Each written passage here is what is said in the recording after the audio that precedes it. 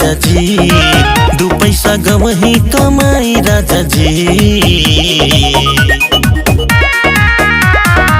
लाली बलम या गलोन पे टेम्पो चकिया से चंदौली चलाई राजा जी। लाली बलम या गलोन पे टेम्पो चंदौली सदराजा चलाई राजा जी।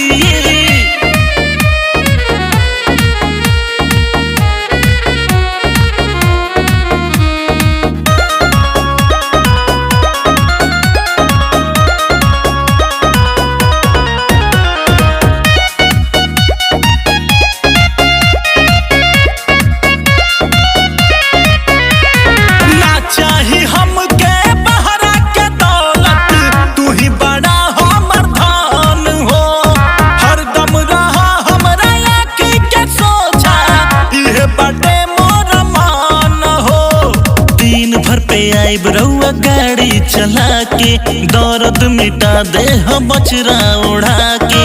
रोज रोज खाइब मलाई राजा जी, रोज रोज खाइब मलाई राजा जी, मलाई राजा जी।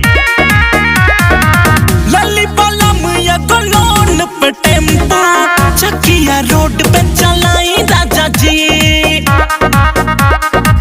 लाली बलम या गलोन पे टेम्पो चंदौली सदराजा चलाई राजा जी।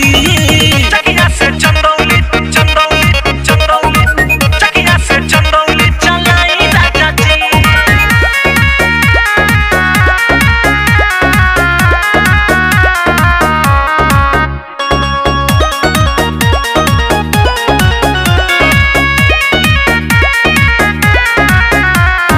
पढ़ल लिखल हम बानी बलमुआ करेला काहे के टेंशन हो।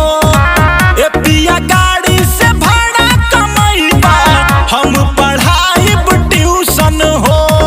देखा न कैसे रहता रे सचिन हो, पियालो पुजारी बात करी ना यकीन हो। महिपाल जी जस मजा उठाई राजा जी, महिपाल जी जस मजा उठाई राजा जी।